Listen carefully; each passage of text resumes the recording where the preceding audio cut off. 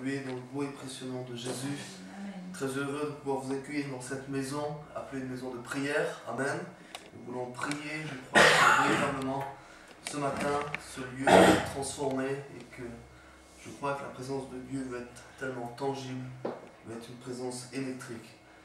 J'ai un texte qui est dans mon cœur, que le Saint-Esprit anime, j'aimerais le prendre avec vous dans l'évangile de Matthieu, un texte bien connu des Écritures. Un texte qui sans cesse vient, revient, et bien sûr, le Saint-Esprit nous presse chacun des versets qui est pressé par le Seigneur, je l'espère. Important d'être pressé par la parole de Dieu. Et il y a un texte qui sans cesse revient. Matthieu, chapitre 28, verset 19.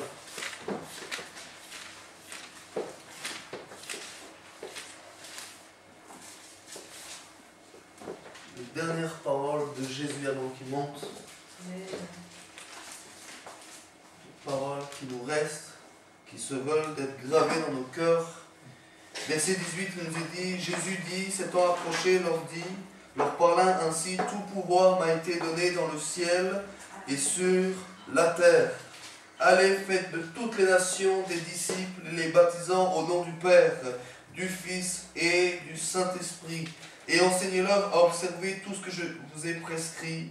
Et voici, je suis avec vous tous les jours jusqu'à la fin du monde. Allez, faites de toutes les nations des disciples. Je ne sais pas ce que tu as dans ton cœur ce matin, mais dans mon cœur, il y a l'envie d'aller dans toutes les nations, faire des pécheurs, des témoins lumineux de Jésus. Amen. Je ne sais pas si c'est ton désir, mais je crois, et j'ai lu un témoignage pas plus tard qu'hier, que Dieu envoie son Saint-Esprit pour que nous soyons des témoins luminants, et son Saint-Esprit vit en chacun de nous. Ce Saint-Esprit nous pousse à aller faire de toutes les nations, quoi? Des disciples. Amen. L'autre jour, pas plus tard que l'autre jour, lisant un livre, une sœur va à une rencontre chrétienne, et de là, elle est touchée par Dieu d'une manière surnaturelle. Et je crois que lorsque nous nous rassemblons, lorsque nous professons le nom de Jésus-Christ, Christ est là, son esprit est là. Et cette sœur était au bénéfice de l'action de Dieu. Elle écoute l'évangile et le Saint-Esprit la touche. Dieu la touche d'une manière toute surnaturelle. Elle est convaincue de son péché. Elle revient dans la repentance, dans la foi. Et alors qu'elle chemine, Dieu a fait quelque chose en elle. Comme j'espère que Dieu a fait ou va faire encore ce matin quelque chose en nous. Et cette jeune sœur va à l'université et là, elle a un examen à passer. Et dans ce témoignage, il nous est dit que dans la classe, tout le monde a peur, puisque c'est un grand examen. Et cette sœur qui a été touchée par Dieu se dit, moi je vais aller dans un coin et je vais prier. Je n'ai pas envie d'être dans la crainte, dans l'angoisse, je vais prier. Et dans cette même classe, il y a deux autres chrétiennes. Elle commence à se joindre pour prier, et tout d'un coup, alors que ce n'était pas prévu, l'atmosphère de cette classe a commencé à changer. Et les unes après les autres ont commencé à pleurer, repentant. Et elle, ne savant ce qui se passait, s'est descendue s'est même montée au deuxième étage de cette même université. Les profs pleuraient, ils savaient ce qui se passait, tous étaient convaincus de péché. Et je crois que c'est le cœur, le désir de Dieu de nous revêtir de cet esprit. Pourquoi pour nous? Non, pour aller et faire de toutes les nations des disciples. Faire de toutes les nations des disciples. Et je crois que si nous le voulons, et je crois que ce qui va déterminer cela, Jean 7, 37, un texte qui est connu, nous avons lu et relu, mais qui doit être constamment devant nous, et surtout une réalité.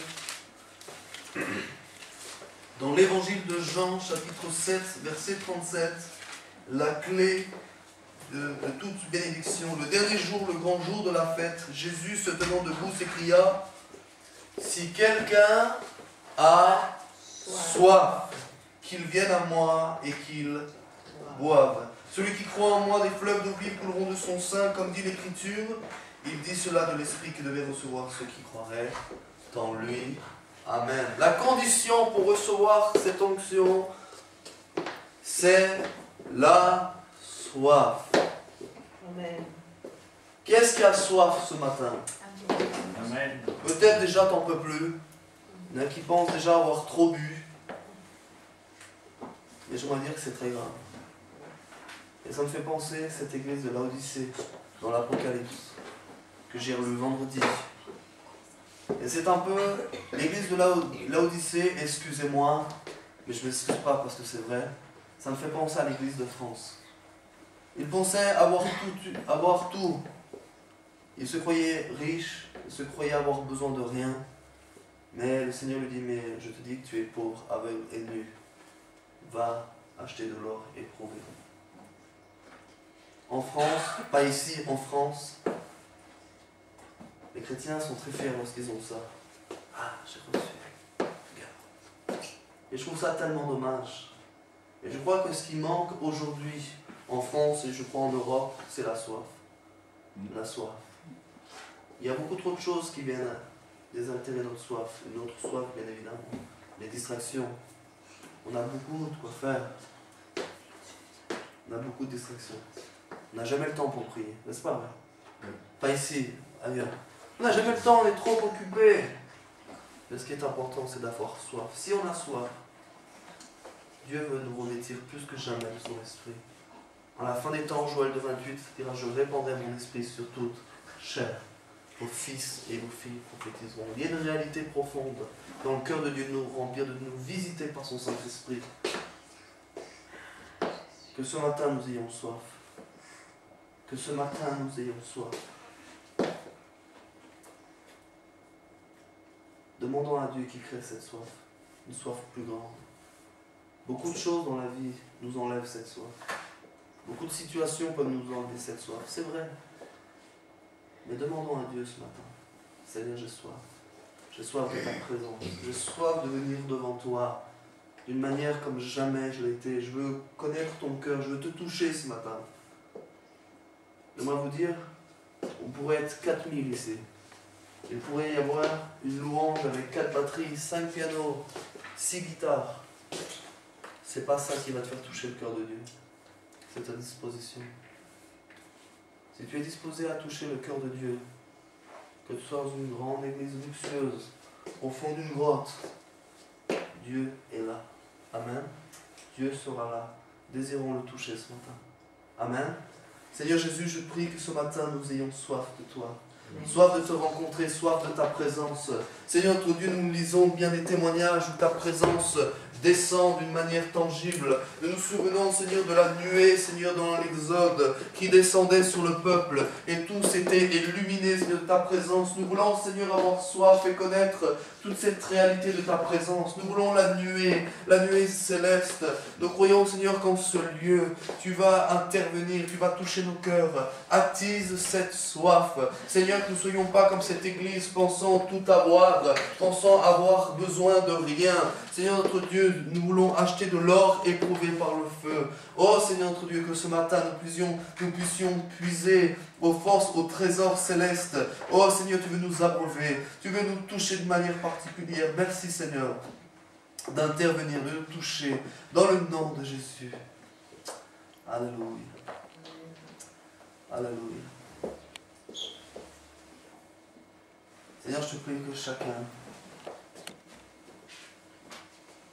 soit imprimé de cette parole et une envie profonde d'aller par tout le monde faire des disciples.